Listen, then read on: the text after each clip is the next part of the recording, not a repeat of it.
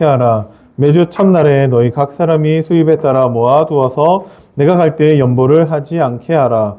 내가 이를 때에 너희가 인정한 사람에게 편지를 주어 너희의 은혜를 예루살렘으로 가지고 가게 하리니 만일 나도 가는 것이 합당하면 그들이 나와 함께 가리라. 아멘. 자, 하나님의 영광과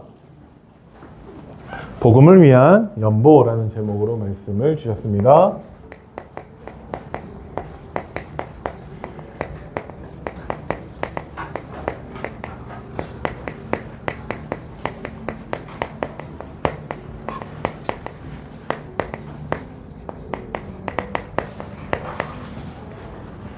자, 서론에서 무엇을 말씀하셨냐? 문제와 어려움에 대해서 말씀을 하셨습니다. 여기에서도요, 어떠한 입장으로 우리가 이것을 바라보는가, 그것이 가장 중요하죠. 자, 우리 중고등부는 꼭 기억하시기 바랍니다. 신앙생활은 내가 하는 것이 아니라 하나님이 하시는 게 신앙생활입니다. 우리는 하나님이 하시는 것을 발견하고 확인하고 인정하고 누리는 것입니다. 그게 우리가 할 수 있는 신앙생활이에요. 종교생활하는 사람들은 내가 다 해결해야 된다고 생각을 하죠. 열심히 하고 최선을 다하고 남들이 하지 않는 많은 헌신도 하고 그렇게 신앙생활을 해야 된다고 생각을 하는데, 그러다 보니까 문제와 어려움을 대할 때 사람의 입장과 하나님의 기준이 다릅니다. 문제와 어려움에 대한 사람의 입장은 뭘까요? 사람은요, 이 문제를 반드시 해결해야 되고요, 이 어려움은 극복해야 됩니다. 그죠? 그런데 하나님은요, 이 문제와 어려움을 하나님이 허락하셨다고 말씀하고 계세요. 욥기서에서 가장 대표적으로 나와 있지만 하나님이 욥을 자랑해요. 욥은 의인이다. 하나님을 너무 사랑하고 하나님 말씀에 순종하고, 그때 사탄이 하나님께 말씀하신 게 하나님이 욥을 축복하시기 때문에 욥이 하나님을 섬기는 거다. 하나님이 욥의 것을 다 빼앗아가고 한다면 욥이 하나님을 잘 섬기지 않을 것이다 라고 했을 때, 하나님이 사탄한테 욥에게 있는 모든 것을, 생명 빼고는 모든 것을 다 빼앗아도 된다고 허락하십니다. 욥에게만 그런 게 아니고요, 사탄도 피조물이기 때문에 우리에게 주는 모든 문제와 어려움조차도 하나님의 허락하셔야지만이 우리에게 임한다는 것이죠. 그러면 이 문제와 어려움 속에서 우리는 하나님의 절대 주권을 인정해야 됩니다. 하나님은요, 다 알고 계세요. 하나님은 모든 것을 하실 수 있는 분이세요. 그런데 그분이 실수해서 뭔가 착각하고 뭔가 놓쳐서 우리한테 문제와 어려움이 오는 게 아니에요. 요셉이요, 노예로 끌려가게 되었는데 분명한 하나님의 계획이 있었습니다. 모세가 애굽의 왕자로 살다가 이제 살인자가 되고 도망자가 되어서 이제 인생 80년까지 완전히 실패한 인생을 살았는데도 하나님의 계획이 있습니다.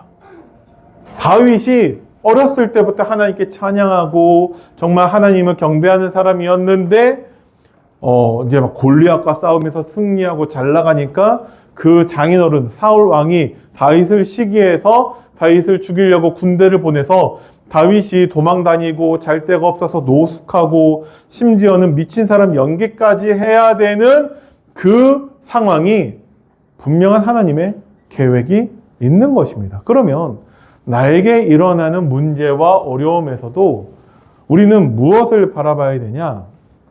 하나님의 주권 속에서 하나님의 계획을 우리는 발견해야 되는데, 무엇이냐? 나의 상태를 점검하는 시간표라고 말씀을 하신 거예요. 그래서 우리가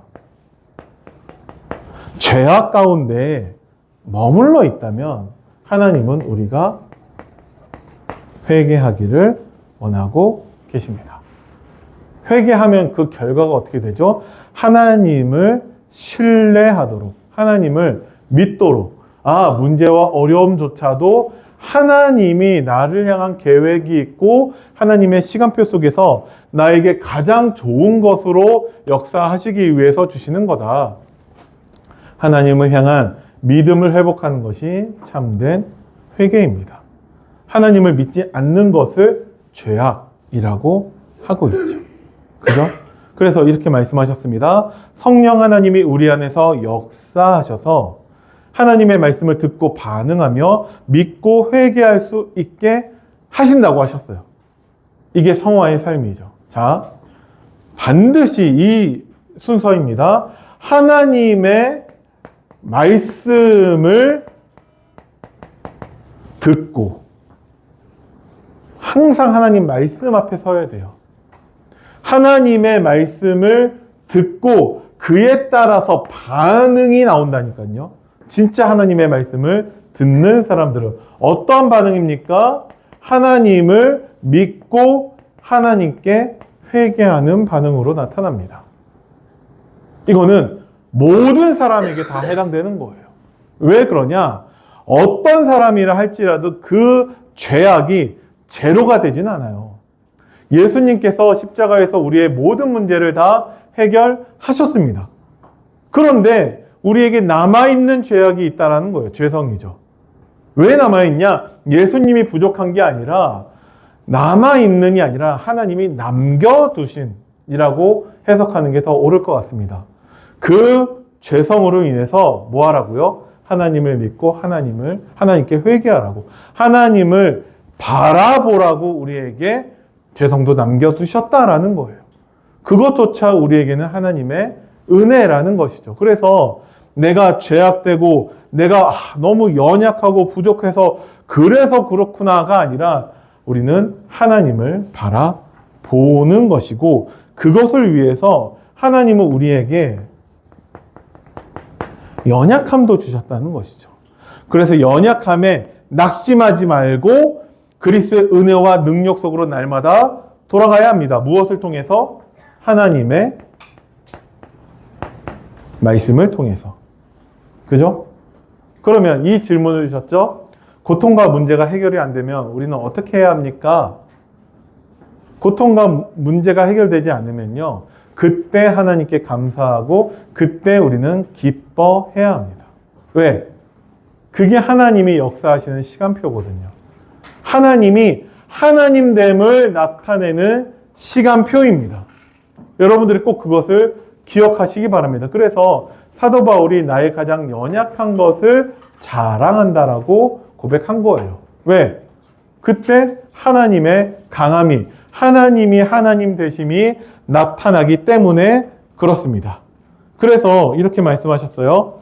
하나님은 때로는 문제와 어려움을 허락하셔서 우리가 육신적인 것 외에도 하나님의 말씀으로 사는 자인 것을 알도록 역사하신다. 그죠? 이게 전부입니다. 하나님의 영광을 위해서 우리는 무엇을 할 수 있습니까? 내가 하나님의 말씀으로 사는 자인 것을 아는 것이 하나님의 영광이에요. 그때 하나님이 기뻐하세요. 그죠? 복음을 위한 것이 무엇입니까? 내가 하나님의 말씀으로 사는 자임을 깨닫는 것이 복음을 위한 것입니다. 그죠? 그렇지 않으면요, 실컷 내가 정말 하나님과 복음을 위해서 헌신하는데 결국 나는 버림받을 수도 있다는 거예요. 왜? 내가 하나님의 말씀으로 사는 자임을 놓쳤다? 죄악이죠. 그죠? 그래서 하나님의 말씀을 듣고 우리에게 반응이 나타나길 원하시는데 믿음과 회개를 통해서 반응이 나타나기를 하나님은 지금도 원하고 계세요. 여러분들에게 있는 문제와 어려움이 이것을 위함이라는 것이죠. 여러분들의 연약함을 볼 때마다 철저하게 하나님 앞에 회개하고 말씀으로 돌아가시기 바랍니다. 그래서 나는 하나님의 말씀으로 사는 자이구나 라는 것을 여러분들이 꼭 기억하시기 바랍니다. 아멘.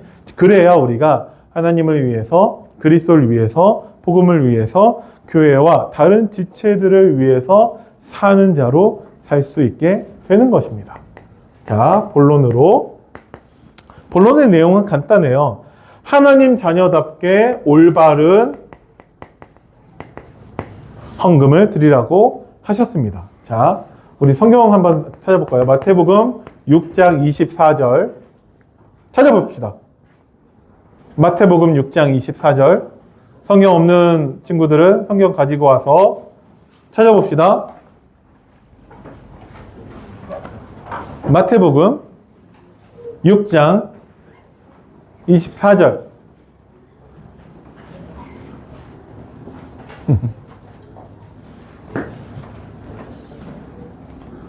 그래서 다음부터는 성경 가지고 예배를 시작합시다, 우리. 근데 목사님이 성경 구절을 거의 이렇게 얘기하지 않다 보니까 그럴 수도 있을 것 같아서 다음부터는 꼭 한 구절이라도 이렇게 같이 찾아보는 시간을 갖도록 하겠습니다. 마태복음 6장 24절. 기왕 찾는 거 우리 다 같이 찾고서, 다 찾으셨으면 합독하겠습니다. 자, 시작. 한 사람이 두 주인을 섬기지 못할 것이니 혹 이를 미워하고 저를 사랑하거나 혹 이를 중히 여기고 저를 경히 여김이라. 너희가 하나님과 재물을 겸하여 섬기지 못하느니라. 자, 어마어마한 내용이죠. 하나님과 동급을 말하는 꼭 있는 게 한 가지 있어요. 그게 뭐죠? 재물이에요. 어떻게 감히 재물 따위가 하나님과 동급이 될 수 있겠습니까? 모든 것이 다 하나님의 소유죠. 하나님이 창조한 거니까. 그죠? 근데 인간에게서 하나님과 거의 동급으로 여겨지는 것이 있는데 그게 재물, 쉽게 얘기해서 돈이라는 거예요. 근데 하나님 말씀에 절대 두 주인을 섬기지 못할 거라고 말씀하고 계세요. 그죠? 자, 하나님 자녀답게 올바른 헌금. 이 올바른 헌금은 많이 드리라는 게 아니에요. 하나님은 가난한 분이 아니라니까요. 하나님 모든 것을 다 하나님이 가지고 계세요. 그죠? 한국은행 돈 다 하나님 거고요. 미국은행 돈도 다 하나님 거고. 그죠? 그럼 우리는 하나님 자녀답게 나의 주인이 무엇인지 다시금 돌아봐야 됩니다. 죄악 가운데 빠져 있지 말고 회개하여 하나님께로 돌아서야 한다는 것을 말씀하고 계시는 거예요. 지금 헌금을 얘기한다고 해서 우리 교회가 헌금이 딸리고 우리 교회가 경제적으로 힘들고 그 얘기가 아니에요. 뭐 언제나 안 힘들었습니까?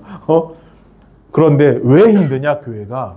두 주인이 존재하기 때문에 그렇다는 것이죠. 실제로는요, 재물을 섬기는 사람은 하나님을 믿지 않아요. 그죠? 그래서 여러분의 주인이 무엇이니 다시금 나의 상태를 점검해 보시기 바랍니다. 말라기서 구약성경 맨 마지막에 있는 거죠. 3장 8절에서 10절 말씀도 보겠습니다. 말라기서 3장 8절에서 10절. 네, 구약성경 맨 마지막 말라기서. 네. 마태복음에서 몇 장 앞으로 가면 되는데, 그죠? 네. 말라기서 3장 8절에서 10절 우리 또 천천히 합독하겠습니다. 시작. 사람이 어찌 하나님의 것을 도둑질하겠느냐?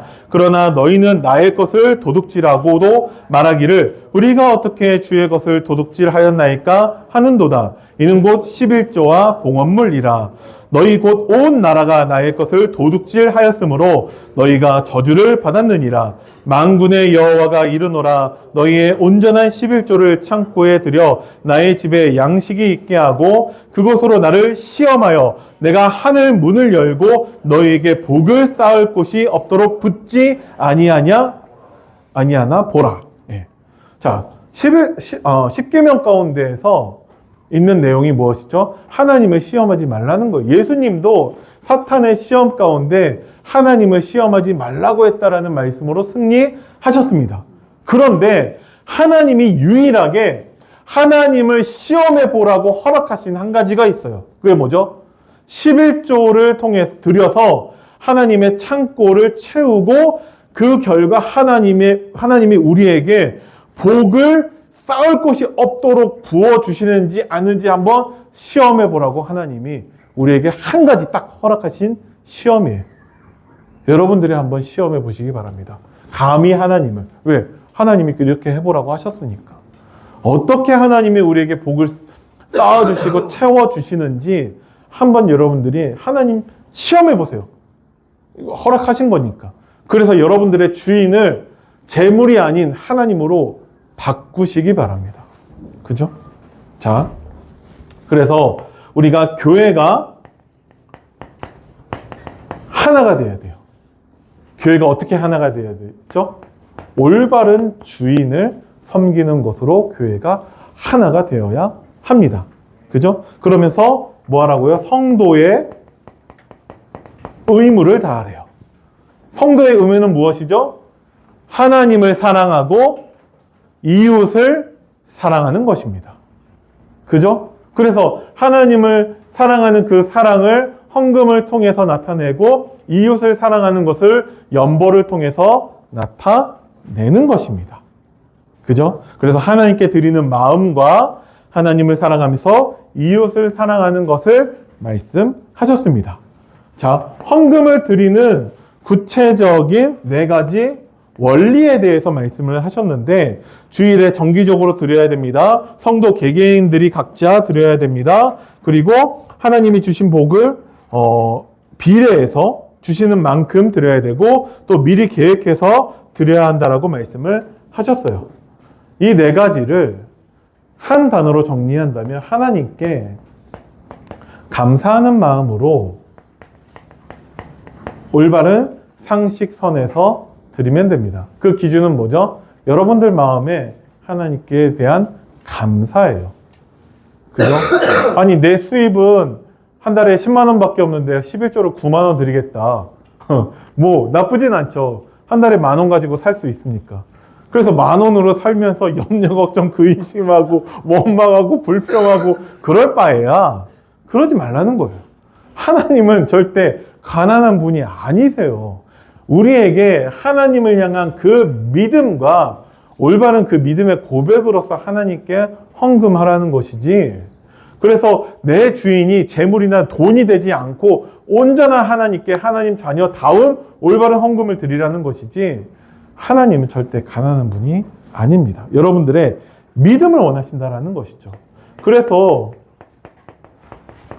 투명하게 여러분들이 하나님 앞에서 투명하게 그리고 신중하게 하나님께 헌금을 드리면 됩니다. 그래서 헌금을 드리는 데 있어서 이것이 또 수고하고 무거운 짐이 돼서는 안 돼요. 유대인들은 11조를 드리는 데 있어서 뭐 콩도 막 하나하나 다 세열해서 그 가운데 진짜 딱 진짜 10분의 1 딱 드리려고 발악을 하는데 그런 식으로 하라는 게 아니에요. 하나님께 기쁨과 감사하는 마음으로 여러분들이 할 수 있는 만큼 믿음으로 드리면 됩니다.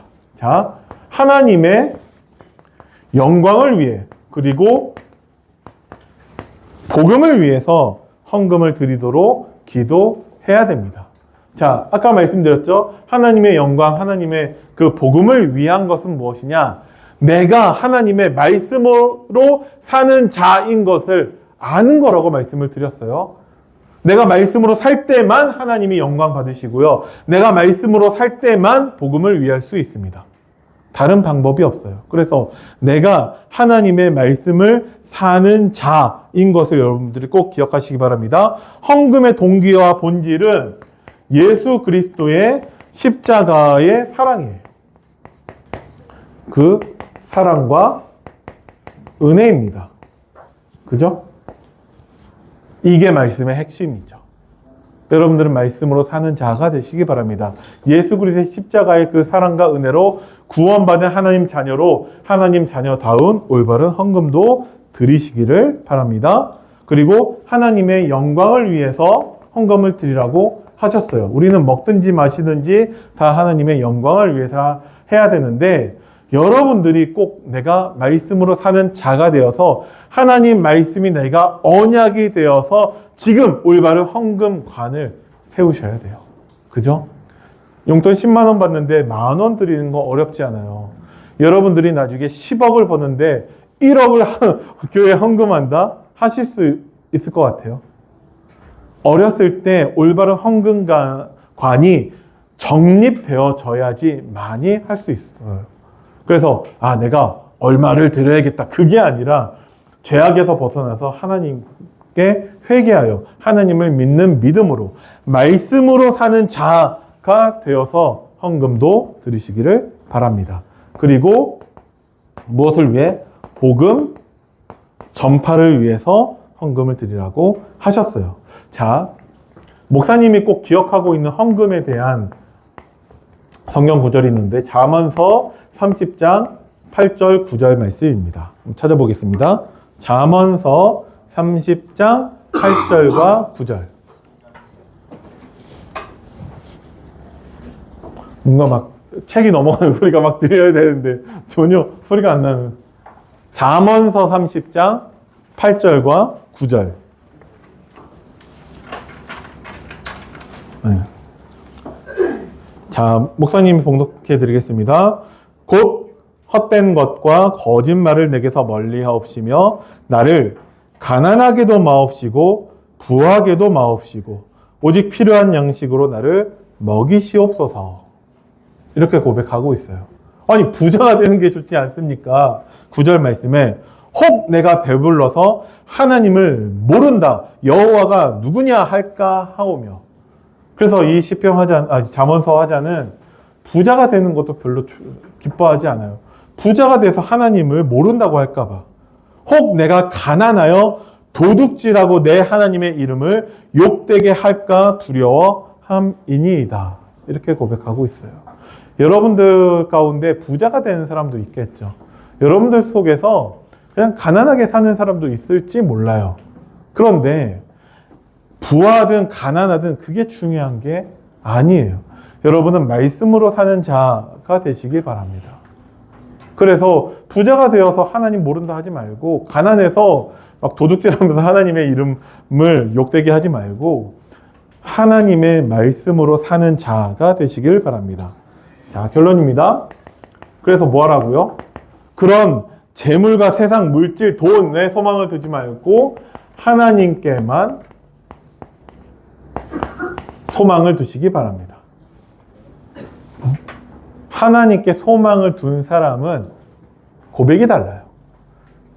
하나님께 소망이 없는 사람은 늘 5가지 말만 합니다. 힘들다, 어렵다, 안 된다, 없다, 죽겠다, 이 얘기만 해요. 평생에. 여러분들이 하나님께 소망을 두었다는 것은 하나님 말씀 가지고 믿음의 고백을 하는 사람이 됩니다. 그래서 목사님은 항상 기억하고 있어요. 잠언서 30장 8절에서 9절. 그래서 목사님은 별로 부자도 아니고요. 그렇다고 해서 뭐 가난하지도 않아요. 그냥 하나님이 필요한 양식을 정말 주세요.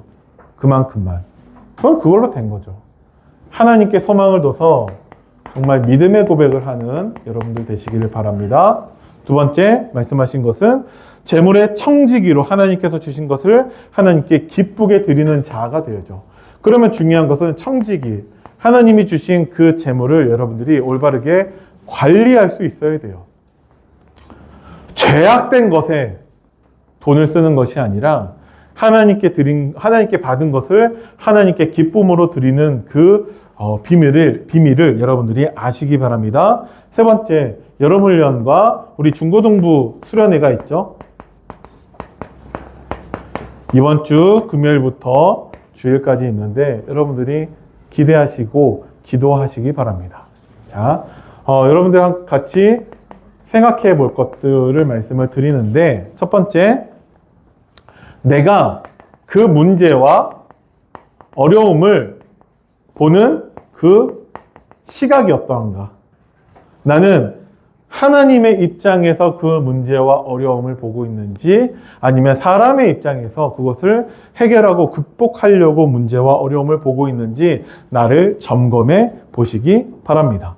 그리고 우리를 하나님은 말씀으로 사는 자, 하나님께 소망을 두는 자로 부르셨는데, 이번 주 내가 해야 되는 믿음의 고백이 무엇인지 서로 나눠 보시기 바랍니다.